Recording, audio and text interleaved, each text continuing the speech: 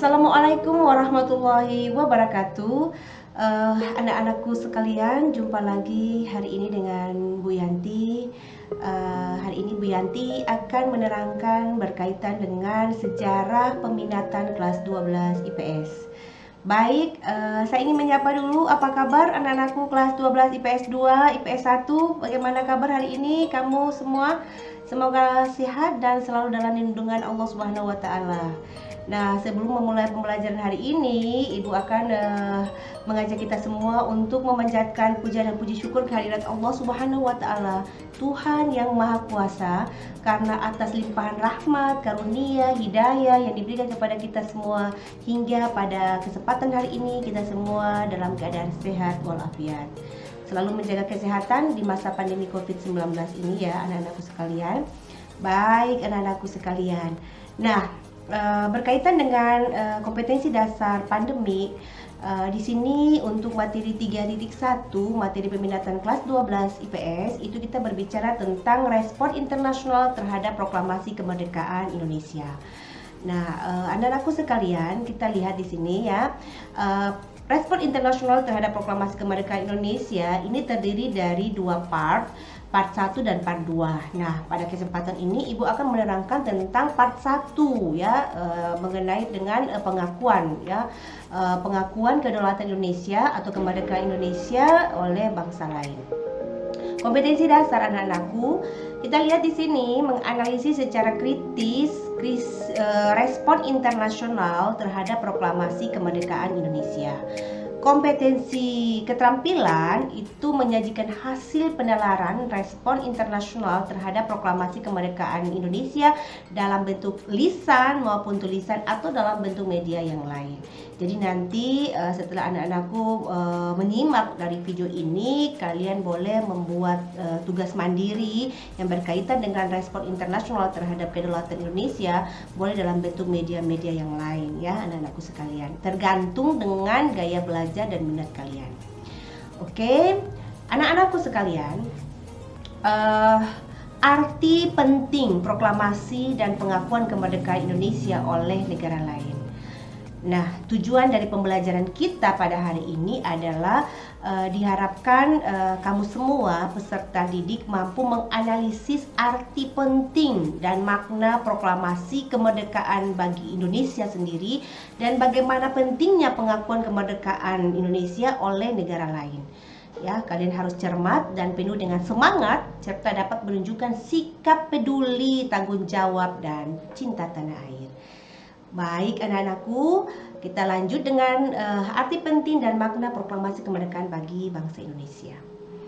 Anak-anakku sekalian, kita sudah tahu ya, dari kamu belajar di tingkat sekolah dasar sampai kamu belajar di tingkat sekolah menengah pertama, kamu semua sudah tahu dan sudah paham bahwa Indonesia sudah merdeka pada tanggal 17 Agustus 1945, 17 August 1945.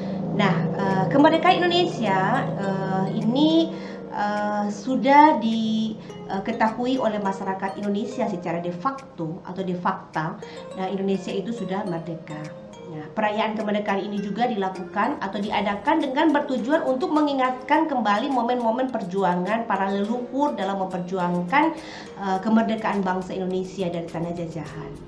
Nah, puncak daripada perjuangan kemerdekaan tersebut bertepatan dengan 17 Agustus 1945 yang sebentar lagi akan kita mengikuti ya upacara bendera memperingati 17 tahun 17 Agustus 1945, yakni proklamasi kemerdekaan. Kemudian juga anak-anakku, proklamasi kemerdekaan ini juga dibacakan pada saat itu oleh Insinyur Soekarno ya, sebagai founding father kita, yang didampingi oleh Dr. Andes Muhammad Hatta. Dan proklamasi tersebut juga dinyanyikan lagu Indonesia Raya pada saat itu, dan itu sudah menandakan bahwa Indonesia secara de facto sudah merdeka. Nah, kemerdekaan Indonesia ini mutlak ya, sudah resmi kita merdeka, bebas dari tanah jajahan, dan sudah merupakan bagian daripada sebuah negara yang berdaulat.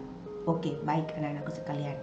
Namun, apakah respon internasional termasuk negara-negara lain, apakah mereka sudah saat itu mau mengakui kedaulatan Indonesia? Mari kita simak berikut ini. Nah, tadi sudah disampaikan bahwa kemerdekaan Indonesia itu membahana ke seluruh penjuru dunia. Ya, setelah Bapak Proklamator kita Insinyur Soekarno membacakan proklamasi kemerdekaan. Nah, Bapak Insinyur Soekarno juga memproklamasikan kemerdekaan Indonesia secara de facto 17 Agustus 45 dan sudah memproklamasikan diri secara merdeka sebagai sebuah negara yang berdaulat. Dan proklamasi kemerdekaan ini juga dibacakan pada hari Jumat ya. Waktu itu tidak membuat semua masalah selesai, namun masa-masa awal kemerdekaan Indonesia ini juga diharapkan ada suatu pada saat itu juga akan muncul masalah-masalah besar lainnya, dan masalah yang tersebut adalah belum adanya pengakuan dari negara-negara lain, khususnya pada saat itu ada beberapa negara yang pernah menjajah Indonesia dan belum mengakui kedaulatan Indonesia pada saat itu. Baik anak-anakku sekalian.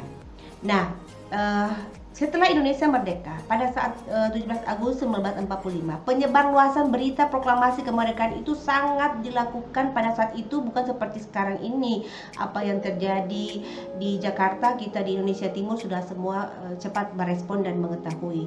Namun pada saat itu penyebarluasan berita proklamasi kemerdekaan itu pada saat itu hanya melalui sebuah radio ya, radio Domai. Nah, di situ disiarkan tentang kemerdekaan Indonesia.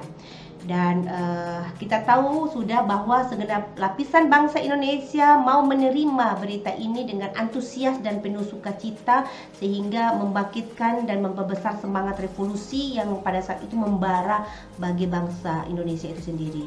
Nah, ada juga slogan-slogan yang muncul saat itu yang mereka tulis dan mereka teriak bila saling berjumpa bahwa merdeka, merdeka, merdeka. Ya, pada saat itu juga sudah, dan secara de facto itu kita sudah merdeka. Namun apakah secara de jure, secara hukum internasional, apakah kemerdekaan kita diakui oleh bangsa lain?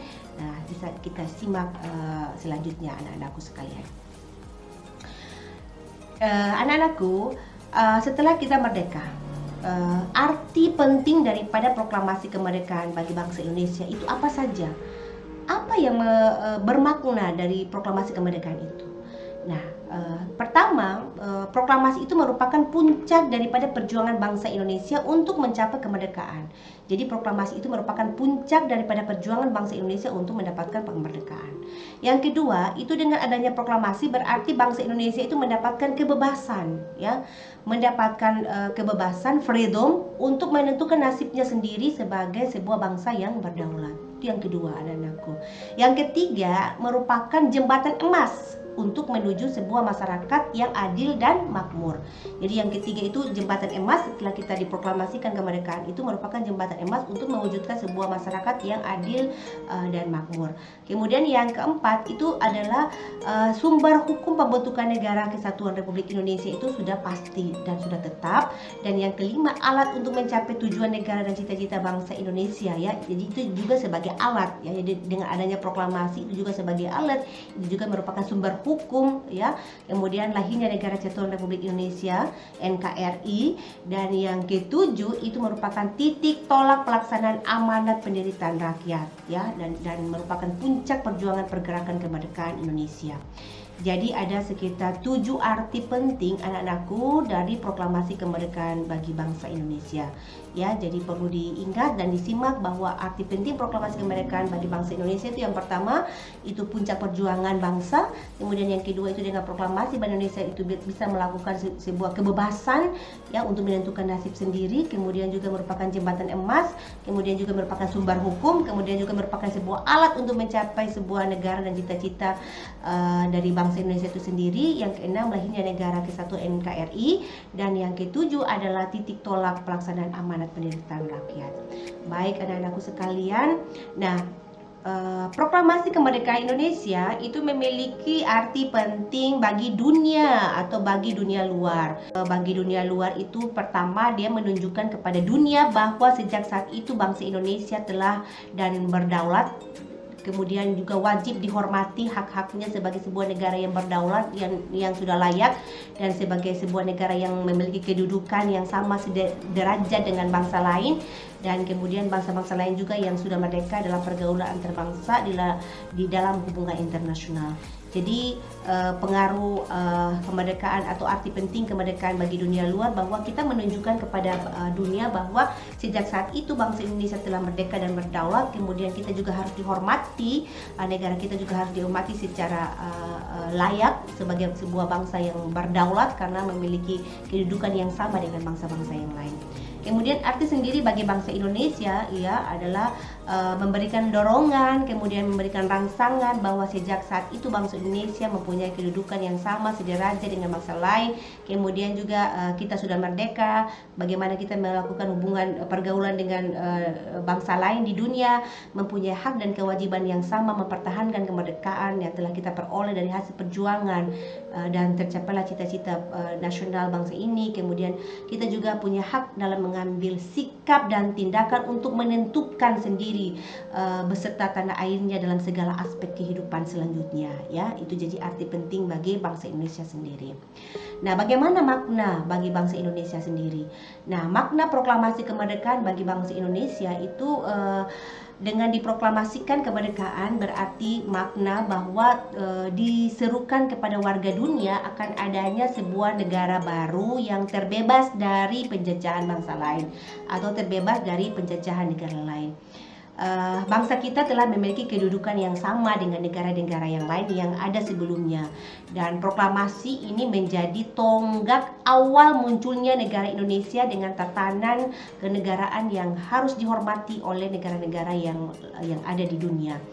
Nah, kemudian juga dengan adanya proklamasi kemerdekaan Indonesia, anak-anakku melepaskan diri dari belenggu penjajahan. Bangsa Indonesia juga dapat hidup sederajat dengan bangsa-bangsa yang lain, kemudian juga meningkatkan taraf hidup dan kecerdasan bangsanya, mengejar segala ketertinggalan yang selama ini dialami oleh bangsa Indonesia pada saat penjajahan. Kemudian juga bagaimana kita mengembangkan segala potensi yang dimiliki untuk mencapai tujuan nasional bangsa kita, ya. Jadi itu merupakan makna proklamasi kemerdekaan bagi bangsa Indonesia.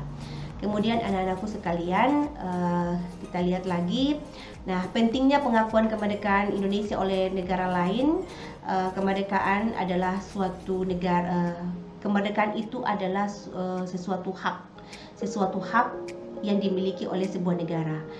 Suatu negara tidak akan cukup hanya dengan perjuangan di level domestik saja atau di dalam negara saja, tetapi juga dia membutuhkan dukungan perjuangan oleh negara-negara yang lain. Nah, salah satu perjuangan Indonesia di level internasional itu melalui eksistensinya pengakuan kedaulatan kepada sebuah negara lain menjadi salah satu syarat terbentuknya sebuah negara. Jadi itu berarti disebut dengan unsur deklaratif, unsur yang menerangkan pengakuan dari negara lain kepada negara yang baru merdeka, ya. Seperti itu anak-anakku sekalian. Nah, anak-anakku sekalian, untuk dapat benar-benar kamu terbebas, ya, dari penjajah dan merdeka menjadi sebuah negara, Indonesia juga harus memenuhi dua unsur pembentukan negara, yaitu unsur konstitutif dan unsur deklaratif. Unsur konstitutif ini adalah sebuah unsur yang wajib, sebuah unsur yang mutlak, sebuah unsur yang harus, ya, harus dilengkapi oleh sebuah negara yang mau merdeka atau sebuah negara merdeka. Kemudian juga dilengkapi dengan unsur-unsur yang deklaratif, unsur yang menerangkan adanya pengakuan dari negara-negara lain terkait dengan kemerdekaan yang baru diproklamasikan. Nah, kita bisa lihat di sini anak-anakku sekalian peta, ya, konsep konstitutif itu berarti unsur yang mutlak, ya. Unsur mutlak itu harus memenuhi beberapa tahapan, diantaranya rakyat yang berdaulat. Rakyat itu siapa? Rakyat itu adalah sekelompok masyarakat yang mendiami sebuah wilayah atau sebuah pulau, ya, sebuah pulau, sebuah wilayah, sebuah bangsa, itu yang disebut dengan rakyat, ya. Kemudian juga ada harus wilayah. Wilayah ini juga harus kita miliki sebagai sebuah bangsa yang merdeka. Itu merupakan unsur mutlak kedua, karena daratan, lautan, udara itu semuanya adalah disebut dengan kategori wilayah. Dan yang ketiga adalah pemerintahan yang berdaulat. Seperti itu ya anak-anakku. Dan pemerintahan yang berdaulat itu adalah seperti yang kita lihat bahwa setelah kemerdekaan 17 Agustus 1945, besoknya tanggal 18 Agustus ya disahkan undang-undang, kemudian disahkan presiden dan wakil presiden ya, diangkat beberapa lembaga negara. Nah, itu disebut dengan pemerintahan yang berdaulat. Nah, unsur ini itu harus dan mutlak dilakukan, wajib untuk dipenuhi oleh sebuah negara yang merdeka. Nah, kemudian ada unsur deklaratif, unsur yang menerangkan adanya pengakuan dari negara-negara lain, baik secara de facto maupun secara de jure.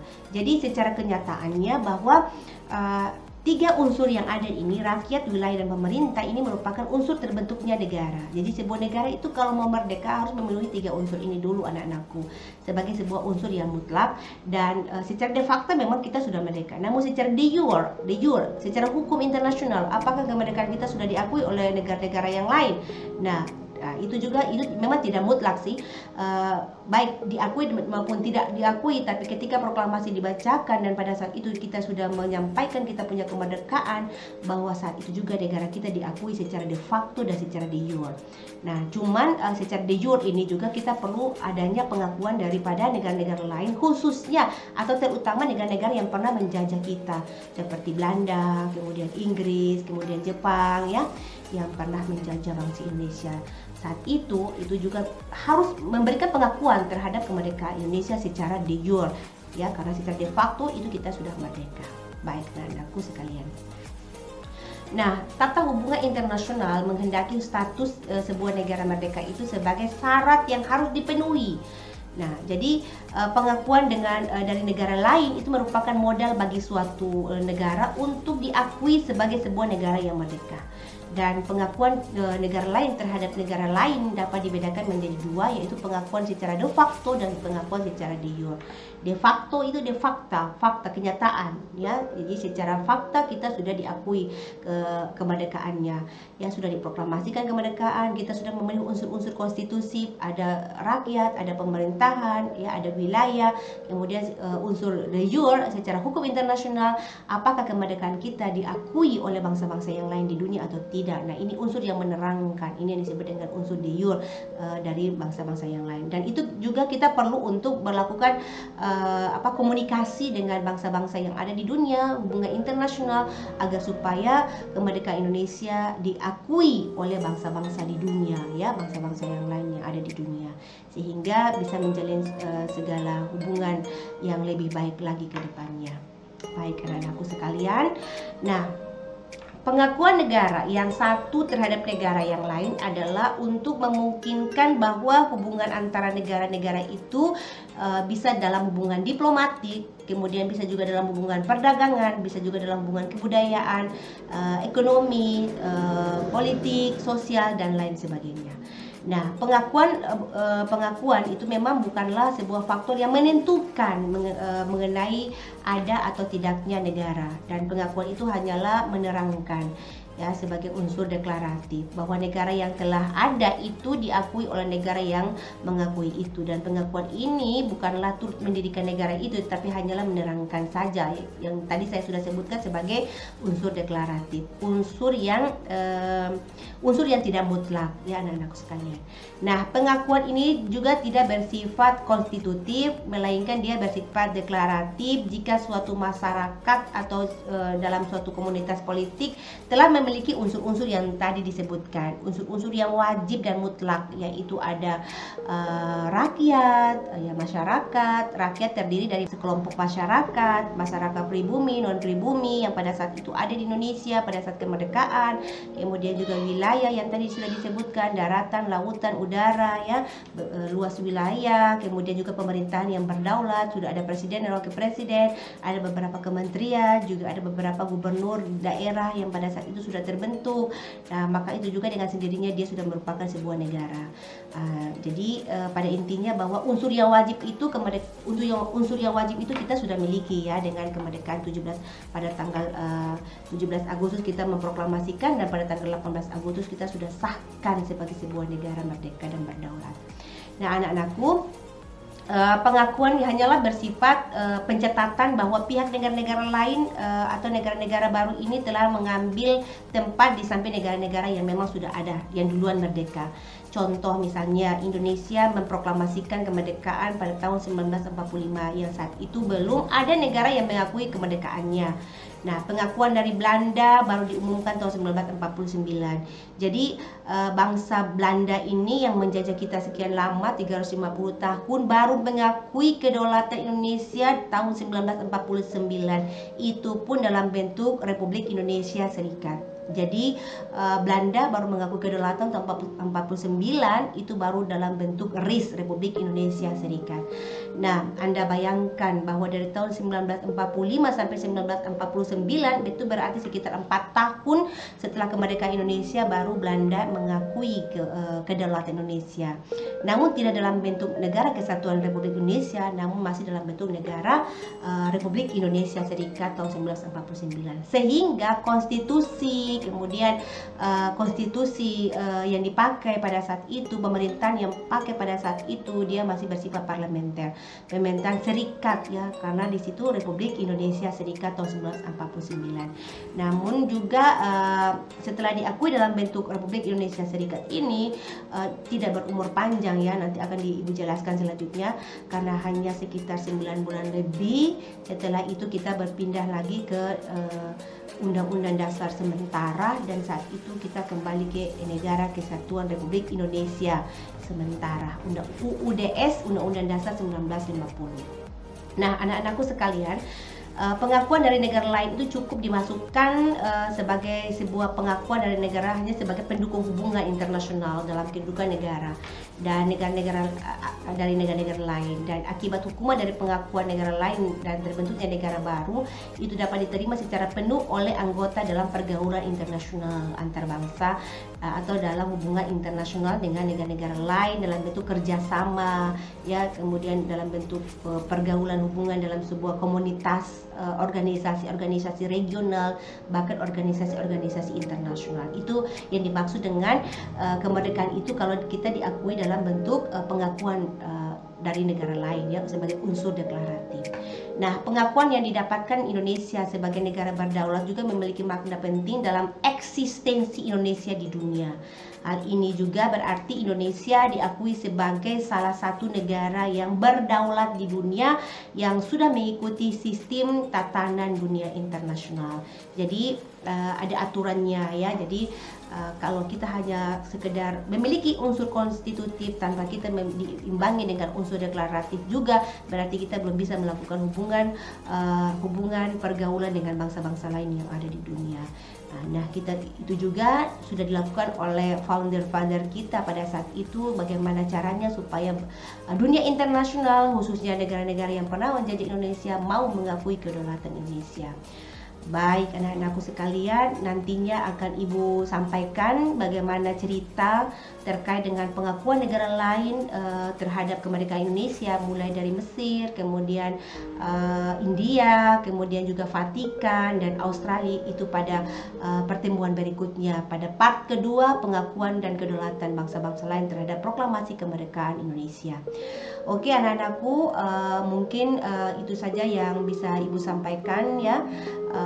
Kurang dan lebihnya nantinya akan kita lanjutkan pada episode yang berikutnya, dan pada episode kedua ini juga nantinya akan Ibu sampaikan pada pertemuan-pertemuan selanjutnya ya. Dan kurang dan lebihnya tetap Anda menjaga kesehatan di rumah, tetap rajin mencuci tangan, menjaga jarak, memakai masker, dan tidak berkerumun di banyak orang, hindari kerumunan, tetap stay dan tetap menjaga kesehatan di masa pandemi COVID-19. Akhirul kalam, Ibu sampaikan billahi taufiq wal hidayah. Wassalamualaikum warahmatullahi wabarakatuh. Salam Merdeka Belajar, salam dan bahagia.